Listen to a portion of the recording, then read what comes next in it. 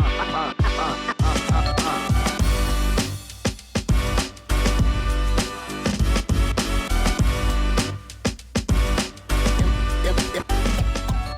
everybody, I'm Tim Mehta, and today I'm excited to talk to you about running experiments in the product-led growth flywheel.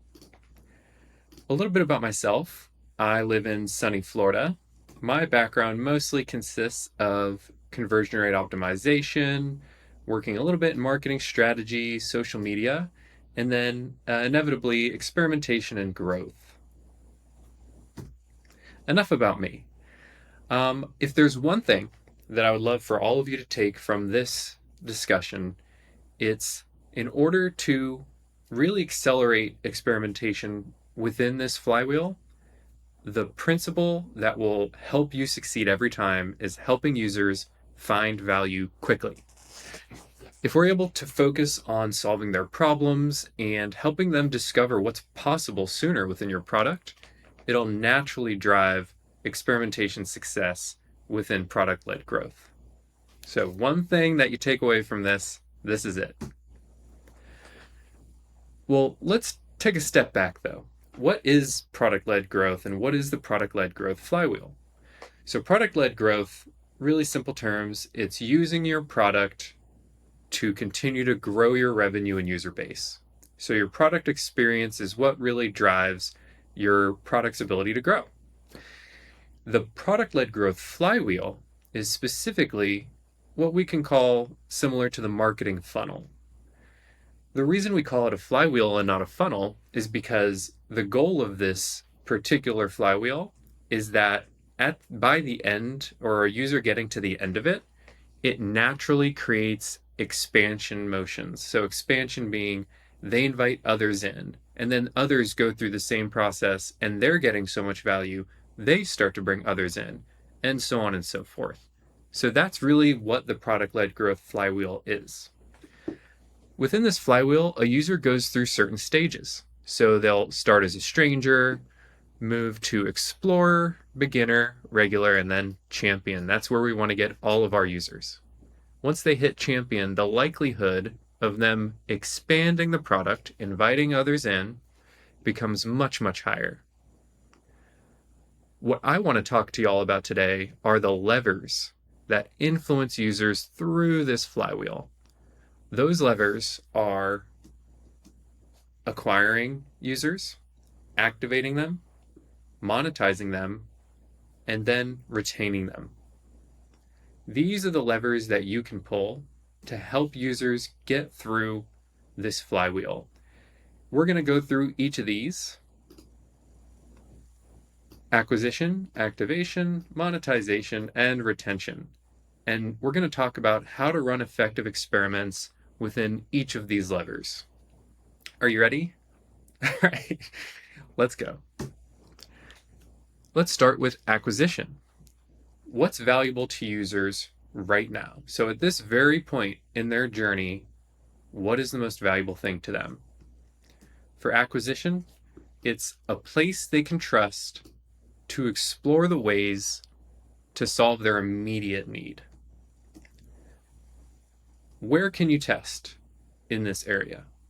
This is one of the most robust channels that we have for experimentation. It's why most of the experimentation experts you see out there are coming from acquisition channels or marketing websites. Some of these channels that we're talking about here on this end include paid acquisition, SEO, referral, affiliate, so on and so forth. Marketing websites, so your homepage, landing pages, pricing pages, help documentation, and of course the registration flow. These three areas are where you can test in order to influence acquisition. Hi, this is Romo Santiago, founder of Experimentation. To celebrate our 5th anniversary, we are holding weekly giveaways until November 29th. Prizes include books, free consultation services, and even a t-shirt. To enter, simply join Experimentation Slack and fill out the entry form that can be found in the description or through the QR code on the screen. Now back to the session. What metric are you trying to target within each of these channels? For acquisition channels, it's really all about cost of acquisition. For marketing websites, first step to registration, So that could be clicking through to a form or starting to fill the form out on the page itself. And then for registration flows, it's completing that registration. So first I'll talk about the different acquisition channels and what kind of things you should be testing there. This area is most ripe for high velocity testing. What I mean by that is it has the most amount of traffic out of any of your channels, which gives you an opportunity to try a lot of different things. Some of those things, some of those levers you could pull within this: add creative, so visuals, copy, channel mix, trying different channels with your paid acquisition dollars, discounts and offers, information architecture. So if we're talking about A/B testing for SEO purposes, this is actually a really fun and effective way to measure your SEO success. And then bidding strategies. There are so many different types of bidding strategies that exist that are offered by these different advertising platforms. It's really, really valuable to always be experimenting with these. Now, how should you run tests in this channel? If there's anything that you want to prioritize, it's velocity and operations. Like I mentioned, most of your traffic, most of your users that are interacting with your brand or product to some degree are happening at this level of their journey. You should use one tail tests here because you want to run a lot of experiments. And so because you have the opportunity to have a high volume, you really only want to focus on shipping winners. There's very, very few situations in which you'll run a test on, let's say, like a paid acquisition channel that you would implement something that was flat. Definitely nothing that would be a loss. One way to really capitalize this is to leverage what is commonly called a multi-armed bandit test, or queen or king of the hill. This means the testing platform will identify which variation is winning, and it will say in the middle of the test, hey, let's push more towards that variation, more of your sample size, to really capitalize on it. Some other ways you can look at strategically testing within these areas are reducing friction, leveraging urgency, and establishing trust and authority. So this is what your UX team, your copy team, that's where they're going to really be focusing, is how can we accomplish these three things? Now let's talk a little bit about marketing websites and the registration flow. And let's start with what you should test in those areas.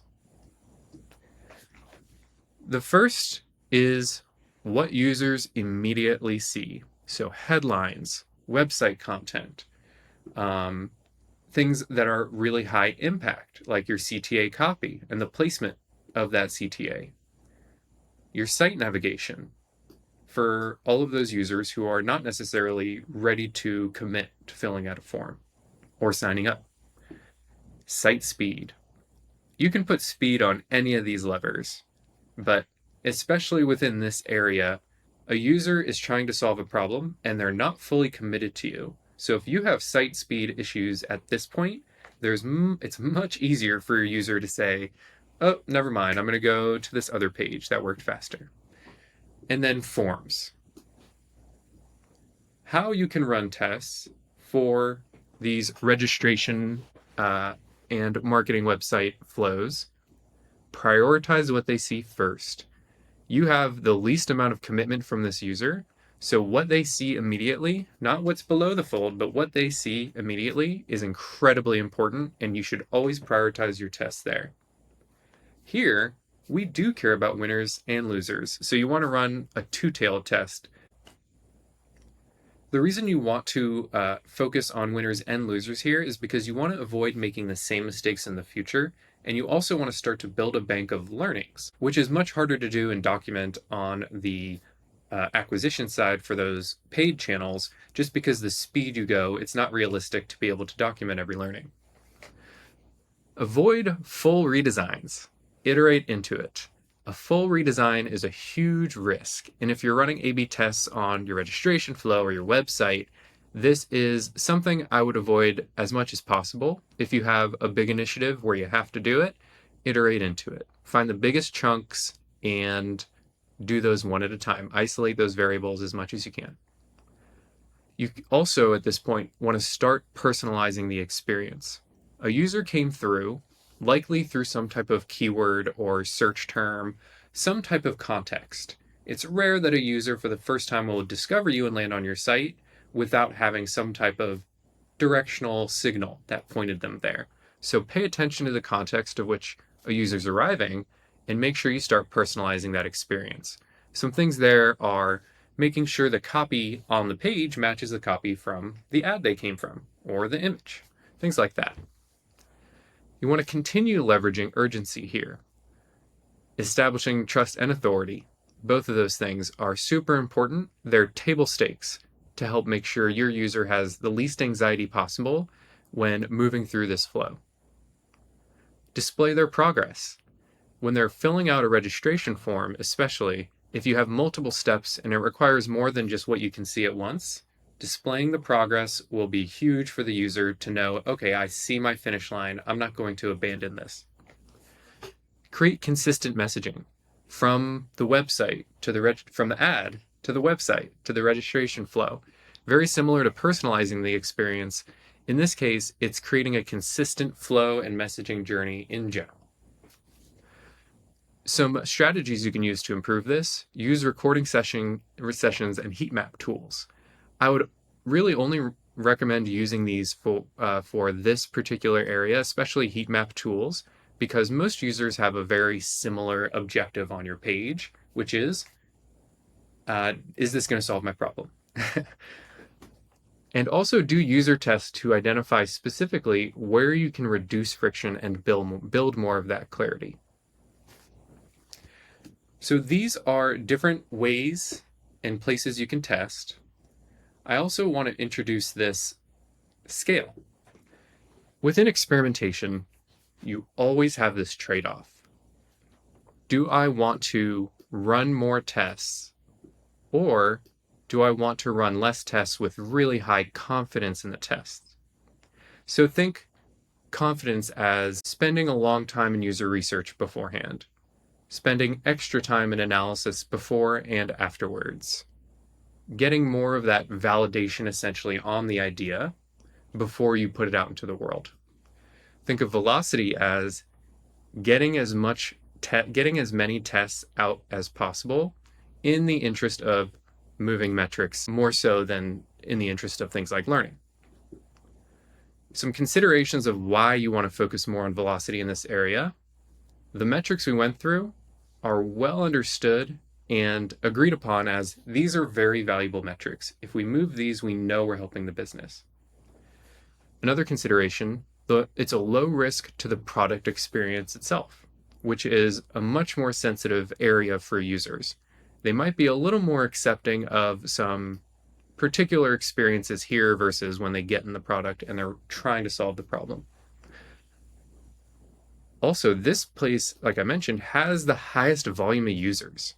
So this is just an investment approach. Highest volume of users, higher velocity means clear revenue upside.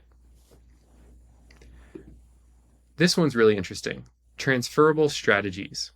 This means that you can steal ideas, or let's call it find inspiration, from similar flows from competitors or complementary companies to yours. The area here the area here is very similar for a lot of the users coming to your page. So what I mean by that is the immediate jobs to be done for users on this page are within this flow. They're very similar to one another, which means you can take what others have done to solve that same problem, in this case, finding a product and creating an account, because that particular job to be done is common across most users. So in other words, you can steal a little bit more ideas and inspiration from other places and try those out. So that is experimentation for acquisition. Let's move on to experimentation for activation. So this is getting people from being an explorer, we've acquired them into the product, they've created an account. Now we want to help them find value, become a beginner. What is the most valuable thing to these users? So at this point in their journey, the most important thing is to find a tool that can help them achieve their goal easily. Now that they've signed up, they want validation that this tool is going to bring the value they need or expected. If you're unsure what activation means, it means a user has found value in the product. There are many ways to measure this. Most companies use some type of blend of they performed this action in this many days. And so think about Zoom, for example. A Zoom activation could be they joined a meeting with other people within 7 days of joining the product. That might be an example of their activation. Highly recommend working with your analytics and user research teams to build those, but I'm not going to dive too deep on the definition here. I want to talk about how you can experiment effectively for this stage. The best place to optimize for activation is your product onboarding experience. The metrics you want to target, like we talked about, activation, time to value, so how much time did it take before they activated, and new user return rate. This is one of the better signals outside of an activation metric that your users are finding value. What can you test within this flow? You have your persona survey, which the way you test that, I would recommend, is to really leverage the data you're getting from the persona survey, not as much the value you're trying to add during it. Onboarding walkthrough. So you finish your survey, the product has collected info on you, and now you're in the product for the very first time. What does that experience look like? Templates. Templates are a huge way to help people find value in the product, especially with more complex products. Your education center. So for a lot of onboarding experiences in many products, users don't really have the mental model to immediately understand how to get value from your product. So giving them access to education is a good strategy to help them get to that value faster. And first-time feature interactions. So if they're in that onboarding experience, if they interact with a particular feature, a very basic feature for the first time, that is an opportunity to run some tests and see if you can make that experience better. How could we run tests here?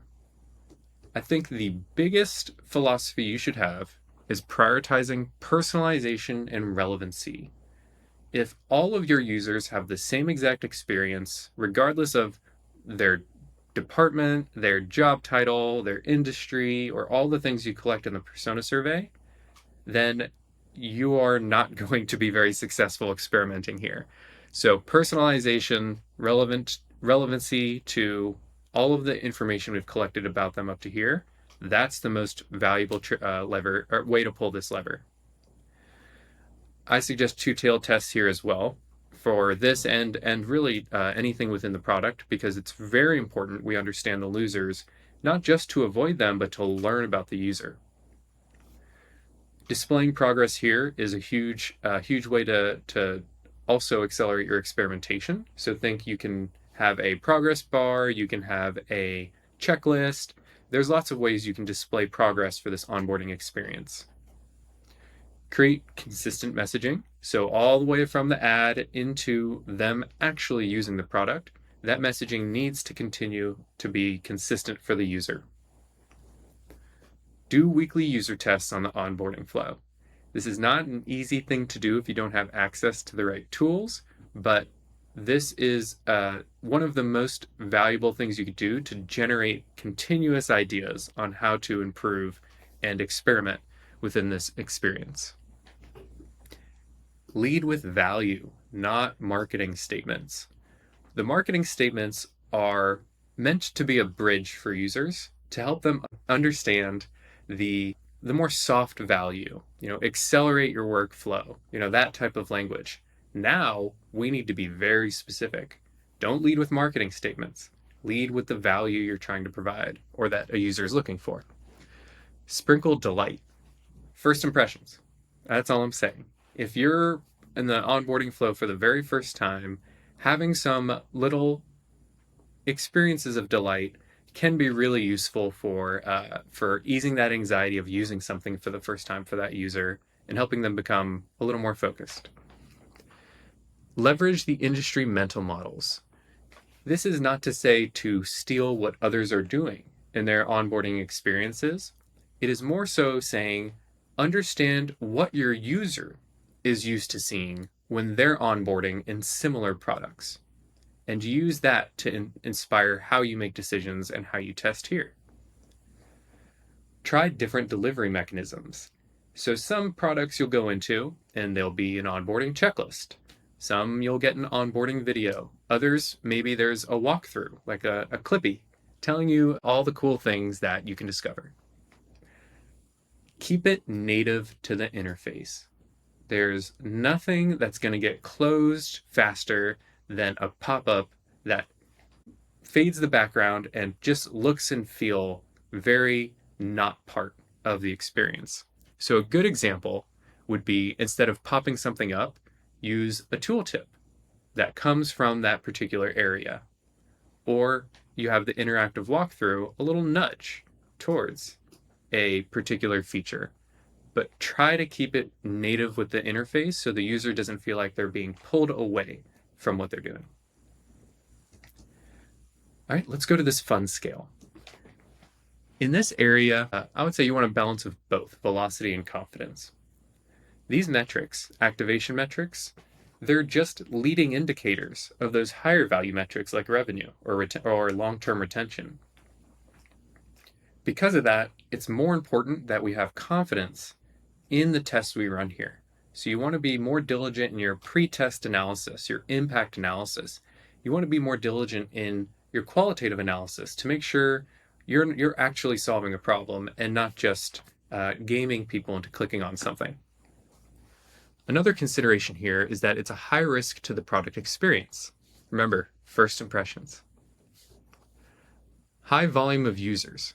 This is probably what's keeping this velocity, this star here, more in the middle and to the left.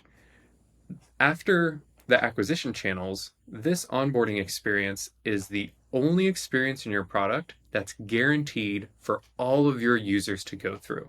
So there's a good chunk of people to be able to provide more value to here. Moderately transferable strategies. So this is saying take inspiration from other places, don't expect them to work. I talked about checklists and interactive walkthroughs videos. Those might work really well for one place, but they're not going to work well for yours. Use those as inspiration and test on your product to see what works, and that'll be what you go with. Don't push a particular solution just because your competitor is doing it and it has a high regard. Another consideration here is that immediate jobs to be done can vary.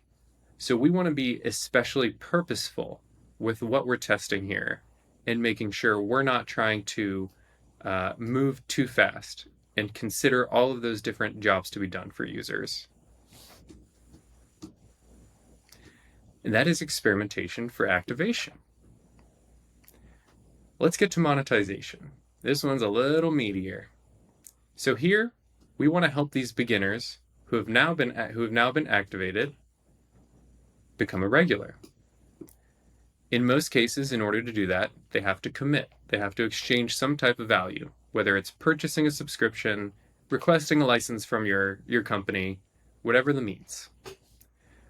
What's the most valuable thing to these users at this point? What's the most valuable to them right now? They need incentives to exchange their money or their company's money to use the product.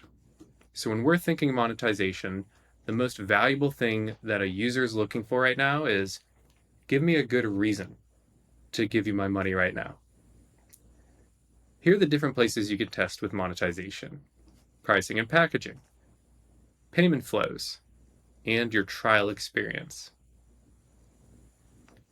The metrics you want to target include revenue, new subscriptions or new purchases of your product, your trial starts. So if you have a free trial, how many people are starting those, and your trial completion. Of all the people who start the trial, how many are actually finishing it and committing to giving you money and starting their subscription or purchasing the product? What are the types of places, or what are the types of things you can test on here? Pricing, new products, features by product tier. So let's say you have an enterprise feature and you want to see if how that feature does if you put it on your consumer product tier feature. Paywalls. So if I'm a user in your product and I interact with a feature that exists on a higher tier, we want to show them what we call a paywall and say, hey, you don't have access to this now, but here's all the value that you can get from it if you start a trial. Subscription incentives, and I'll also say cancellation flow incentives. User experience during the trial. That is a big one. And oh, there it is again, product speed. So these are all the different places or things you can test. How should you test these things? In this case, when we're talking about a monetary exchange, the most common valuable thing to focus on for users is clarity and value first language. We've gotten past the marketing. We've gotten past the acquisition. They're in the product. How can we make sure that we are being clear, honest, and value driven and maintain that trust we've built so that they feel comfortable giving us their money? We care about winners and losers here, of course. Another way to approach testing in this area is to provide onboarding for new features accessed during a trial. So let's say I'm a free user and I start a trial and now I have access to all these other features I didn't before. How am I supposed to know that those features exist and how am I supposed to get value from them? Creating an onboarding experience specifically for when someone starts a trial is huge, and running tests there will really help that trial completion rate as well as more subscriptions and more revenue. Another thing you can do here is incentivize users with discounts or extended trials. And like I mentioned, you could do this for new subscriptions or cancellation flows. So think about my trial's about to end, and I get a message saying, hey, extend your trial and keep going. If I go and try to cancel, as an example. That is one way that you can influence someone to not cancel if they're trying to. If you're trying to get someone to just start a trial or purchase a subscription, you can try to offer discounts, get your first 2 months free. Do not end your incentives at the top of the marketing funnel, or let's call it the top of the beginning of the flywheel. Once a user is in a trial, you really have a lot of flexibility of the type of incentives you can provide for them to complete that trial. One example is allowing those higher tiered features into the trial, like I mentioned before. In some cases, you can actually offer all of your features during the trial. You can call it an all-you-can-eat trial.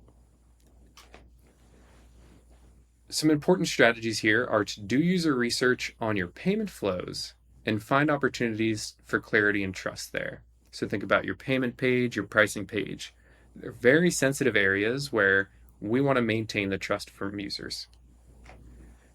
Adjust your paywall content or adjust your paywall limitations.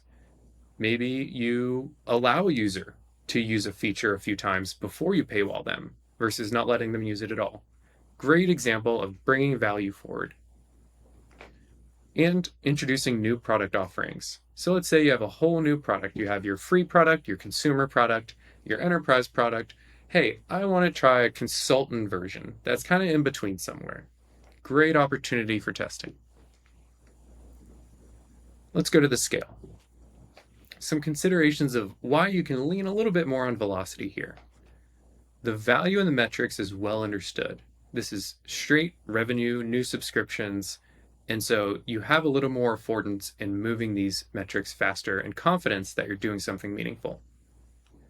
There's a moderate risk to the product experience. So this isn't necessarily their first experience.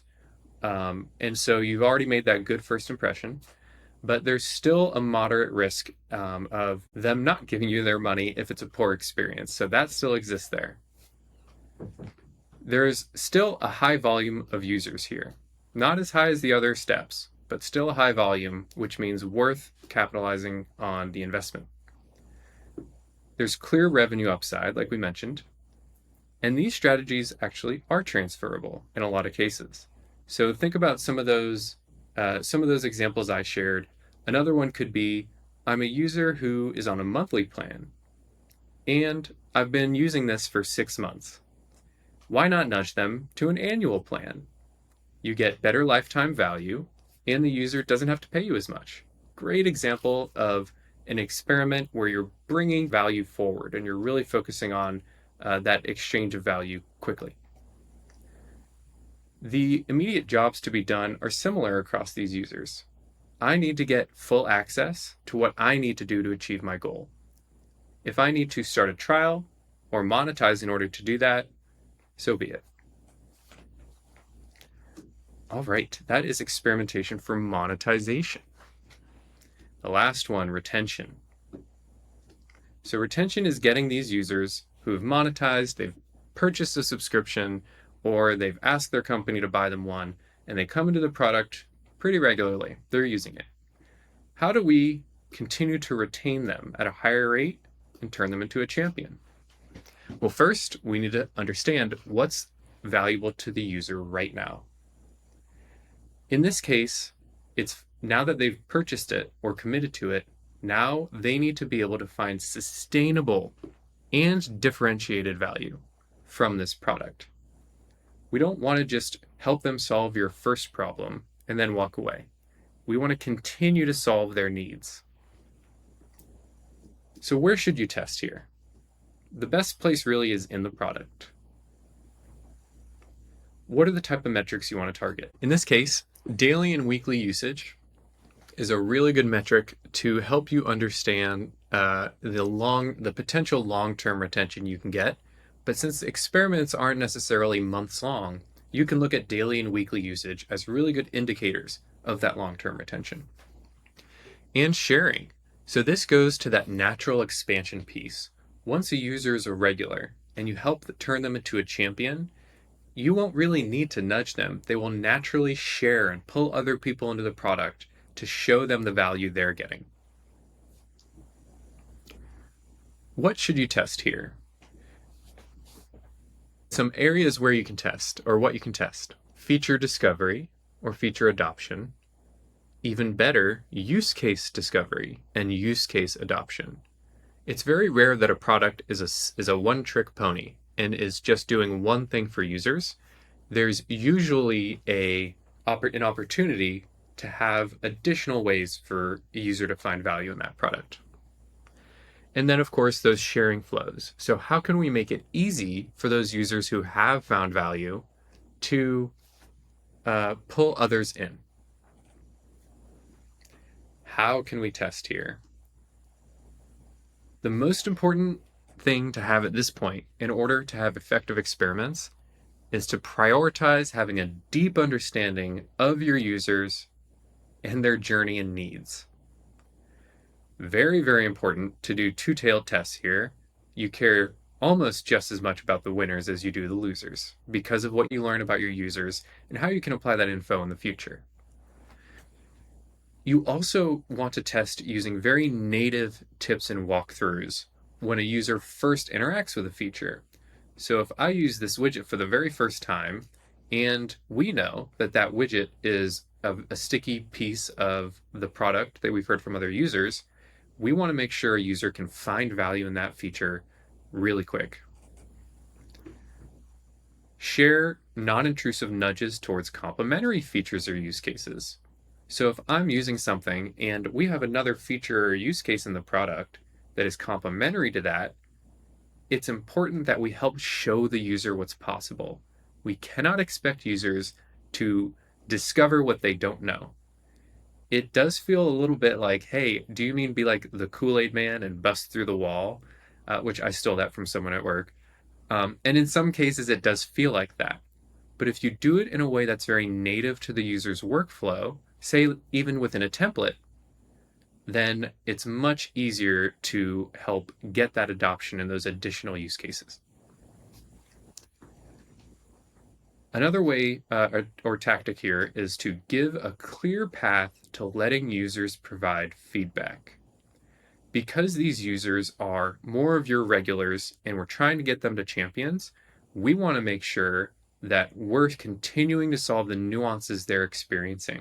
So having really fast feedback loops for them to quickly or easily just share some feedback, get on the phone with customer service, that is very critical here for retention. In that same vein, making in-product education accessible. Some products, you try to use it, you don't know how, and you have to go to Google or YouTube to figure it out. It's really key that you keep your user in the context of the product and not create the switching costs of them having to go to another tab or window, search, and then bring it back in. Another way for improving retention is to build a persistent change log or what's new section. So this is very common. Sometimes you'll get an update and you'll get a pop-up saying what's new. And those are good. But you need something that's persistent because there are many curious users who want to discover the additional features you have, and you want to make sure that that is very accessible to them and consumable. We also want to give power users, our champions, more incentives to advocate and share. So you could do this through different type of champion programs. You can do this through providing discount opportunities or even just asking. A lot of power users get so much value from your product that you won't need to ask sometimes for them to advocate. And maybe even just a little nudge will create even more of what we can call virality for your product. Show power users how successful they are. If a user is consistently finding incredible success in your product and adding more value to their workflow, showing them with insights about their usage or about their experience in the product, something that just tells them, hey, you're really good at this, that will really help with retention too, that positive affirmation almost. And then build toolkits for your top use cases. This takes really going back to this very first area. If you have a deep understanding of your users' workflows, your top use cases in your product, and the additional use cases that complement it, then it'll be easier for you to know how to package all of your features that support those things into a single place for your users to find and leverage. Now the scale. In this case, we want to err a little bit more on the side of confidence than velocity. These metrics, daily and weekly active users, current user retention rate, sharing, they're really leading indicators of revenue or long-term retention. And so we want to have high confidence in our impact analysis up front, or our post-test analysis, or even our qualitative analysis of making sure we're solving a real problem. There is a high risk to the product experience. If we do something too scrappy here and we turn our champions into not champions anymore, that is a huge risk. There's a moderate volume of users here. So if you wanted to have high velocity, you're probably not going to have the same output for investing with high velocity as you would in a place with more users. So it's okay if you're not going with as much magnitude of tests here. Unclear revenue upside, just like this first bullet here. Low transferable strategies. If you thought onboarding was not including transferable strategies, this is even lower. It always helps to look for inspiration. How are other companies helping users find the additional use cases in their product? But don't try to steal. Don't copy paste. Use it as inspiration and do it your way. This is really important because what works for one company doesn't work for another. And especially when a user is this deep in the use case and solving their problems, practically nothing that works for another company is going to work for you. It really needs to be catered to your product and your user. In that same vein, the immediate jobs to be done are different across these users. So there's not a lot of opportunity for those blanket solutions that work for everybody. And that is it. Now, just pulling it back to the one thing, each section we talked about what is the most valuable thing right now. And I'm going to go through it just for fun. For acquisition, the most valuable thing they want right now, a place they can trust to explore ways to solve their immediate need. For activation, the most important thing to them right now is a tool that can help them achieve their goal easily. For monetization, the most valuable thing for them are incentives to exchange their money for the product. And retention. The most valuable thing for them at that point is finding sustainable and differentiated value from the product. So when you're running tests within each areas of this product-led growth flywheel, really just use this as your guiding principle. It will make it so much easier for you to come up with ideas to improve the user experience, push your product-led growth metrics, and continue to create champions for your product. Thanks for joining and listening, y'all. Again, I'm Tim Mehta, and thank you. Have a good day. Hi, this is Romo Santiago, founder of Experimentation. To celebrate our 5th anniversary, we are holding weekly giveaways until November 29th. Prizes include books, free consultation services, and even a t-shirt. To enter, simply join Experimentation Slack and fill out the entry form that can be found in the description or through the QR code on the screen.